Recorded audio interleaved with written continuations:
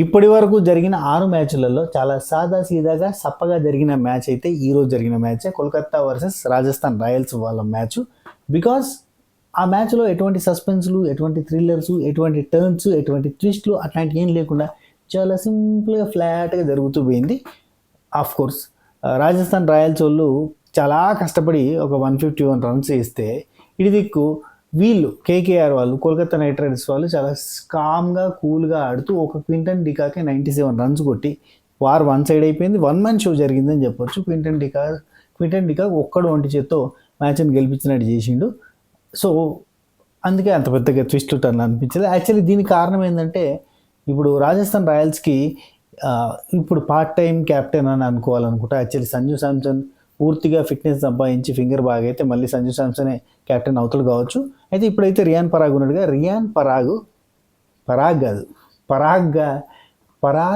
పరాగ్గా captaincy చేసిండేమో అని అనిపించింది. Of course పులిని చూసి నక్కవాద పెట్టుకున్నట్టు అనే సాత్రం ఉంటుంది కదా. ఆ లెక్కన కేకేఆర్ వాళ్ళకున్న స్పిన్నర్స్ని అద్భుతంగా ఇప్పుడు వాళ్ళు చాలా క్లాస్గా వరుణ్ చక్రవర్తితో కావచ్చు, మొయిన్ అలీతో కావచ్చు చాలా పద్ధతిగా బౌలింగ్ వేయించి స్పిన్స్ చేయించి వికెట్స్ తీసుకున్నారు.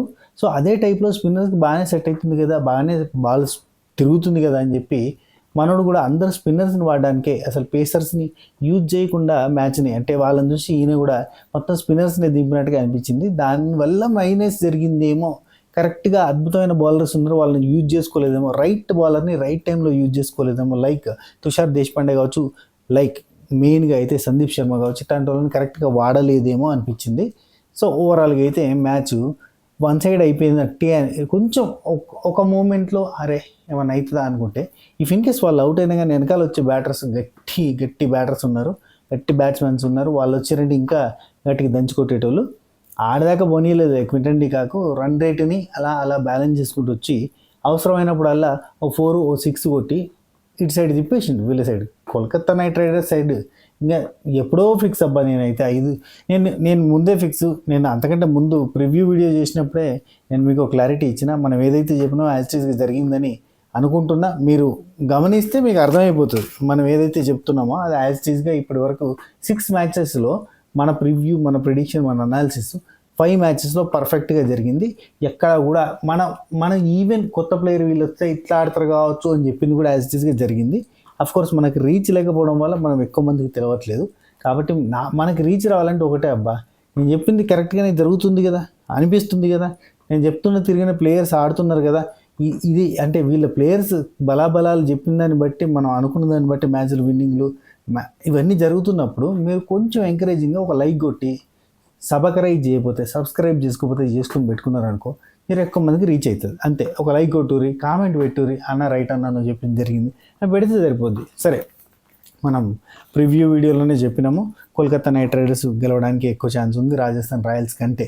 రాజస్థాన్ రాయల్స్కి అది హోమ్ గ్రౌండ్ అయినా, అది గౌహతి బర్సపురా స్టేడియం అయినా, అది వాళ్ళ హోమ్ గ్రౌండు, వాళ్ళు ప్రాక్టీస్ చేసుకున్న వాళ్ళు రెగ్యులర్గా ఆడే గ్రౌండ్ అయినా కానీ ఆ గ్రౌండ్లో ఖచ్చితంగా కేకేఆర్ వాళ్ళు గెలిచే ఛాన్సెస్ ఎక్కువ ఉన్నాయని మనం మాట్లాడుకున్నాం.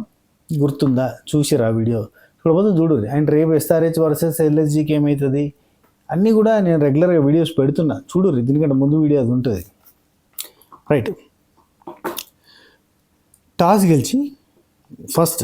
గెలిచి కేకేఆర్ బౌలింగ్ని చూస్ చేసుకుంది. చేజింగ్ చేద్దామని ఫిక్స్ అయిపోయింది. కోర్స్ అది చేజింగ్కి సూటబుల్ గ్రౌండే. కానీ అక్కడ అది ఆ పిచ్ ఏంటంటే స్పిన్నర్స్కి స్పిన్ సరిగ్గా తిరగదు. కానీ ఆ స్పిన్నర్స్కి స్పిన్ తిరుగుతుంది కావచ్చు, కానీ ఎవరికి తిరుగుతుంది, ఎవరికి పర్ఫెక్ట్గా ఉంటుంది అంటే కరెక్ట్ లైన్ అండ్ లెంత్ వేసే స్పిన్నర్స్కి మాత్రం ఇది అద్భుతంగా పనిచేస్తుంది. నార్మల్గా మిగతా అంటే యావరేజ్గా పార్ట్ టైం స్పిన్నర్ లేదంటే రెగ్యులర్ స్పిన్నర్ అయితే కనుక వాళ్ళకి కొంచెం ఛాలెంజింగ్గా ఉంటుంది. కరెక్ట్ లైన్ అండ్ లెంత్ వేసి కట్టడి చేయగలిగే అంటే వికెట్స్ని ఆడే బ్యాట్స్మెన్స్ని బట్టి బాల్ వేయగలిగే, వాళ్ళని వికెట్స్ తీయగలిగే కెపాసిటీ ఉన్న స్పిన్నర్స్ మాత్రం ఇది పర్ఫెక్ట్గా సూట్ అవుతుంది. లైక్ వరుణ్ చక్రవర్తి, సునీల్ నరేన్ ఇట్లాంటి వాళ్ళకి మిస్టీరియస్ స్పిన్నర్స్ ఇస్తే సునీల్ నరేన్ లాంటి వాళ్ళకి బాగా సూట్ అవుతుంది. కానీ ఈరోజు సునీల్ నరేన్ లేడు. అయితే మనకి వరుణ్ చక్రవర్తి అయితే బాగానే యూజ్ చేసుకున్నాడు. అండ్ మొయిన్ అలీ కూడా బాగా యూజ్ చేస్తున్నాడు బౌలింగ్లో ఈ స్పిన్ని. అండ్ మహేష్ తీక్షణ కూడా కొంచెం అవతల బ్యాట్స్మెన్స్ని టెన్షన్ పెట్టిండని చెప్పొచ్చు. సో అండ్ ఇక్కడ మనం మెచ్చుకోవాల్సిన పేసర్ ఒకరు ఉన్నారు, టైం వచ్చినప్పుడు చెప్తా. సో ఇలా కరెక్ట్గా యూజ్ చేసుకునే స్పిన్నర్స్ మాత్రమే యూజ్ అవుతుంది, మిగతా వాళ్ళకి కాదు. అందరికీ వర్కౌట్ అయ్యేది కాదు. వికెట్ తీయగలిగే కెపాసిటీ ఉండి బ్యాట్స్మెన్ మూమెంట్ని బట్టి తన లెఫ్ట్ హ్యాండరా రైట్ హ్యాండరా మరి ఎట్లా వేయాలి, ఏం చేస్తే కరెక్ట్గా వికెట్ తీయగలుగుతాం క్యాలిక్యులేషన్ వేయగలిగే లాంటి స్పిన్నర్స్కి అయితే, వరుణ్ చక్రవర్తి లాంటి వాళ్ళకి ఫామ్లో ఉన్న స్పిన్నర్స్కి అయితేనే వర్కౌట్ అవుతుంది అనే సిచ్యువేషన్ ఉంది. Okay right. సో మనం ఆల్రెడీ పిచ్ గురించి ఇదివరకు కూడా మాట్లాడుకున్నాం. ఇది యాక్చువల్లీ ఫ్లాట్ వికెట్ అని చెప్పాలి. అటు ఇక్కడ మెయిన్ థింగ్ ఏంటంటే ఇది బౌలర్స్కి అన్ని రకాలుగా సపోర్ట్ చేయదు, కొంతవరకు సపోర్ట్ చేస్తుంది. పేసర్స్ని వాడుకునేది ఉండే ఆర్ఆర్ టీం వాళ్ళు వాడుకోలేదు. సరే కేకేఆర్ టీము లాస్ట్ టైం చేసిన మిస్టేక్ చేయకుండా హర్షిత్ రాణాని పవర్ ప్లేలో యూజ్ చేసుకుంది. అది వీళ్ళకి చాలా ప్లస్ జరిగిందని చెప్పొచ్చు. ఆర్ఆర్ బ్యాటింగ్ విషయానికి వస్తే ఫస్ట్ ఏం చేశారంటే వీళ్ళు కేకేఆర్ టీం వాళ్ళు స్పిన్నర్స్ని వాడి కరెక్ట్గా పవర్ ప్లేలో కూడా లైన్ అండ్ లెంత్ ద్వారా టాప్ ఆర్డర్లో ఉన్న బ్యాట్స్మెన్స్ని ఫస్ట్ తీసేసారు. ఆ తర్వాత మిడిల్ ఆర్డర్ని కూడా కొలాప్స్ చేశారు. దాంతో ఏంటంటే కంప్లీట్గా డ్యామేజ్ అయిపోయింది. ఇప్పుడు మోయిన్ అలీ కావచ్చు, వరుణ్ చక్రవర్తి కావచ్చు, పవర్ ప్లేలలో వైభవ్ అరోరా, వైభవ్ అరోరా గురించి చెప్పుకోవాలి. పవర్ ప్లేలో వైభవ్ అరోరా పేసర్ మనోడు మొన్నటిసారి ఫెయిల్ అయ్యిండు కొంచెం, కానీ ఈసారి ఏంటంటే పర్ఫెక్ట్ లైన్ లెంత్ వేసి సంజు శాంసన్ లాంటి అంటే పెద్ద వికెట్ని, అంటే ఇప్పుడు 2 వికెట్లు తీసిండబ్బా వైభవ్ అరోరా, 2 కూడా కొంచెం ఎక్స్పెన్సివ్ అయ్యిండు. వైభవ్ అరోరా కొంచెం రన్స్ ఇచ్చిండు, కానీ తీసిన 2 వికెట్లు కూడా తోపుల వికెట్స్. అంటే సంజు శాంసన్ సెట్ అయ్యిండు, బాగా ఆడుతున్నాడు, అతను వికెట్లు వేపిండు. అండ్ మంచి ఫామ్లోకి వచ్చేసినాక శుభం దుబేని కరెక్ట్ టైంలో వికెట్ తీసిండు. సో అట్లా 2 ప్రైమ్ వికెట్స్ తీసేసిండు వైభవ్ అరోరా. కొంచెం ఎక్స్పెన్స్ అయినా కానీ తప్పదు, ఎందుకంటే అట్లాంటి వాళ్ళ వికెట్ తీయాలి. అండ్ వాళ్ళ ఫామ్లోకి వచ్చారు, వాళ్ళు సెట్ అయ్యారు, వాళ్ళు మంచి పార్ట్నర్షిప్ బిల్డ్ చేస్తున్నారు అన్నప్పుడు వాళ్ళ వికెట్ తీయాలంటే కష్టం. అన్నది వైభవ్ అరోరా తీసిండు. వైభవ్ అరోరాకున్న అంటే టాలెంట్, ఆ అద్భుతమైన బౌలింగ్ క్యాపబిలిటీ మనం లాస్ట్ మ్యాచ్లో చూడలేదు, ఈ మ్యాచ్లో చూసినాం. రైట్. నెక్స్ట్ ధ్రువ్ జురేల్ ఈ మ్యాచ్లో బాగానే ఆడిండు, కానీ స్ట్రైక్ రేట్ మాత్రం బాగాలేదు. ఇప్పుడు ఆర్ఆర్కి టీం ఆ సిచ్యువేషన్ కూడా అట్లా ఉండే, ధ్రువ్ జురేల్ కూడా ఏం చేసి తట్టలేదు. అటువంటి సిచ్యువేషన్లలో 33 రన్లు అయితే చేసిండబ్బా ధ్రువ్ జురేల్. సరే నెక్స్ట్ టీం అంతా కలిపి 9 వికెట్లలో 151కి క్లోజ్ అయిపోయారు.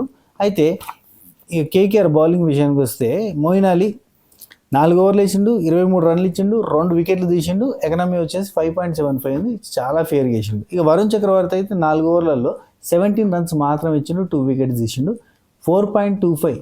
చాలా, నేను చెప్తున్నా కదా, ఆ పిచ్ ఇలాంటి స్పిన్నర్స్కి పనికి వస్తుంది. వీళ్ళు వేసిరు కదా, మస్తు వేసిరు కదా, ఖతర్నాక్ వేసిరు కదా అని చెప్పి వాళ్ళు కూడా మొత్తం స్పిన్నర్లోనే వాడతా అంటే కరెక్ట్గా సెట్ కాదు.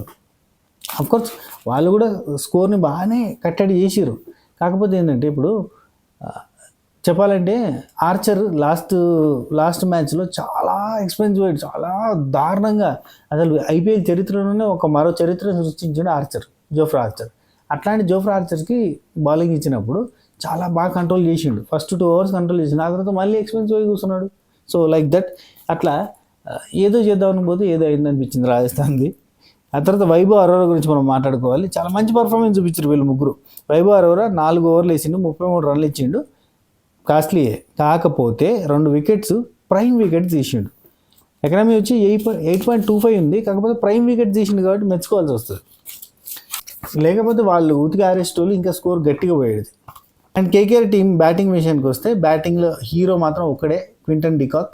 1 మ్యాన్ షో ఇది, బిజినెస్ మ్యాన్ సినిమాలో కదా 1 మ్యాన్ షో మహేష్ బాబు గారితో ఉన్నట్టుగా ఈ మ్యాచ్లో చాలా వరకు అంటే 97 స్కోర్ చేసిండు అబ్బా మనోడే. ఆ 150లో 97 మనోడే చేసిండు. అసలు సెంచరీ అయ్యేది కానీ బాల్స్ లేవు, కొట్టడానికి రెడీగా ఉన్నాడు కానీ బాల్స్ లేవు. అయితే ఒంటి చేత మ్యాచ్ గుంజుకొచ్చి మంచి పర్ఫార్మెన్స్ చూపించిండు. 61 బాల్స్ ఆడిండు మనోడు, 97 రన్స్ చేసిండు, 8 4s కొట్టిండు, ఒక 6 6లు కొట్టిండు. స్ట్రైక్ రేట్ 169 ఉంది, వెరీ నైస్. ఆ తర్వాత రహానే కూడా మంచిగా సెటిల్ అయ్యిండు, బాగానే ఆడుతుండనే టైంకి క్యాచ్ అవుట్ అయిపోయిండు. ఒక 18 బాల్నే ఆడిండు, 15 రన్లు కొట్టిండు. ఇక రఘువంశీ మాత్రం impact players are showing very big impact. ఈ సీజన్లో అయితే మామూలుగా లేదు, ఇంపాక్ట్ ప్లేయర్దే మొత్తం. ఇక రఘువంశీ అంకిరిస్ట్ రఘువంశీ మనోడు మాత్రం లాస్ట్ దాకా ఉన్నాడు, పార్ట్నర్షిప్ బాగా బిల్డ్ చేసిండు. 17 బాల్లే ఆడినా కానీ 22 రన్లు కొట్టిండు, 130 స్ట్రైక్ రేట్ తోటి మంచి స్టాండింగ్ ఇచ్చిండు. మనోడు బాగా సపోర్ట్ చేసిండని చెప్పొచ్చు. అఫ్కోర్స్ అందరూ బాగా ఆడినట్టే మొయిన్ అలీ మాత్రం బాగా ఆడలేదబ్బా. మొయిన్ అలీ బ్యాటింగ్ మాత్రం ఇప్పుడు సునీల్ నారాయణ రావాల్సిన ప్లేస్లో మొయిన్ అలీ వచ్చిండు, కానీ నో పర్ఫార్మెన్స్, అసలు పర్ఫార్మెన్స్ లేదు. బాగా ఆగమాగం అయింది, కంగారు పడ్డాడు అంటారుగా, ఆగమాగం అయిండు, గత్తర అయిపోయింది, ఆఖరికి రన్ అవుట్ అయిపోయిండు. సో ఆర్ఆర్ బౌలింగ్ విషయానికి వస్తే రాజస్థాన్ రాయల్స్ వాళ్ళ బౌలింగ్ చూస్తే పరాగ్ బాగానే వేసిండు, కానీ అంటే ఇప్పుడు పరాగ్ ఒకడు నేను బాగా వేస్తున్నా అని చెప్పి వేసి నేను బాగానే కంట్రోల్ చేస్తున్నాను చేస్తే కాదు కదా. ఇప్పుడు సందీప్ శర్మ లాంటి బౌలర్స్కి ఇస్తే అది కరెక్ట్గా స్లో వేరియేషన్స్ వేసి బ్యాట్స్మెన్ని టెంప్ట్ చేసి వికెట్లు ఇచ్చేటట్టు అయ్యేది. కానీ అట్లా సందీప్ శర్మని వాడుకోలేదు, అక్కడ పెద్ద మైనస్ అయిపోయింది. సందీప్ శర్మకి ఎప్పుడు ఇచ్చిండబ్బా, ఏ ఓవర్లు ఇచ్చిన చెప్తారు. సందీప్ శర్మకి వచ్చేసి సందీప్ శర్మకి 14 ఓవర్లు ఇచ్చిండబ్బా. 14 ఓవర్లో ఇప్పుడు జోఫ్రా ఆర్చర్ ఫస్ట్ ఓవర్ ఖతర్నాక్ వేసిండబ్బా, మొత్తం 2 వైడ్లు ఇచ్చిండు, మొత్తం దాంట్లో పెట్టిండు. తీక్షణ కూడా ఫస్ట్ ఓకే, కానీ ఆర్చర్ ఆ తర్వాత థర్డ్ ఓవర్లో కొంచెం ఎక్స్పెన్స్ అయ్యిండు. ఆ తర్వాత ఇక ఆర్చర్ తోటి మళ్ళీ వేయించినప్పుడు అయితే లాస్ట్ ఓవర్ అయితే దారుణం అబ్బా ఆర్చర్ తోటి.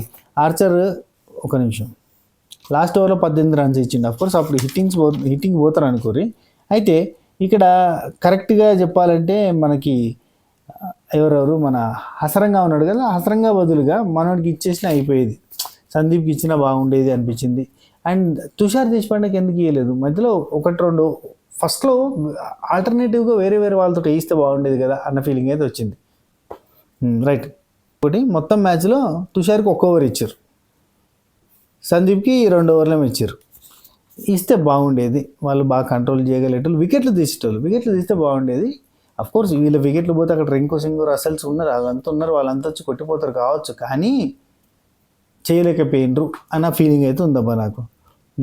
నెక్స్ట్ వనిండో అవసరంగా ఒకటే వికెట్ తీసిండు, కానీ కొంచెం ఎక్స్పెన్సివ్ అయ్యిండు. అండ్ సందీప్ శర్మ అయితే వాడు ఎందుకు వాడలేదో నాకైతే అర్థం కాలేదు. ఈ మ్యాచ్లో స్పిన్నర్స్ అంకితం చేసినట్టుగా ఆడినట్టు అనిపించింది నాకు.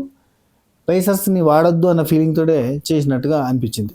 సో కేకేఆర్లో అయితే స్పిన్నర్లను వాడిరు, ఆర్ఆర్లను మడత పెట్టిరు. అండ్ మంచి అంటే వాళ్ళని కట్టడి చేసిరు, వీళ్ళు ఆ స్కోర్ని ఈజీగా అందుకున్నారు. రన్ రేట్ తగ్గినప్పుడల్లా మనోడు బాగానే పర్ఫామ్ చేసి గుంజుకొచ్చిందని చెప్పాలి. కానీ ఇది మ్యాటర్. ఓవరాల్గా అయితే కేకేఆర్ వాళ్ళు కొంచెం సునాయాసంగా గెలిచారు, వికెట్లు నష్టపోకుండా చాలా సింపుల్గా. క్వింటన్ డికాక్ ఒక్కడే 97 రన్స్ కొట్టి ముందర తీసుకొచ్చేసిండు. అండ్ మిగతా వాళ్ళ అది స్కోర్ కలిపేసి ఓవరాల్గా దాటేసింది ముచ్చట. అది రాజస్థాన్. ఈ వీడియో మీకు నచ్చిందని అనుకుంటున్నా. నచ్చితే లైక్ చేయరు, షేర్ చేయరు, కామెంట్ చేయరు, సబ్స్క్రైబ్ చేసి గంట కొట్టే ప్రయత్నం చేయరు. ఉంటా. Take care, Tata, by by, నమస్తే, గుడ్ నైట్, టేక్ కేర్, శబా ఖైర్.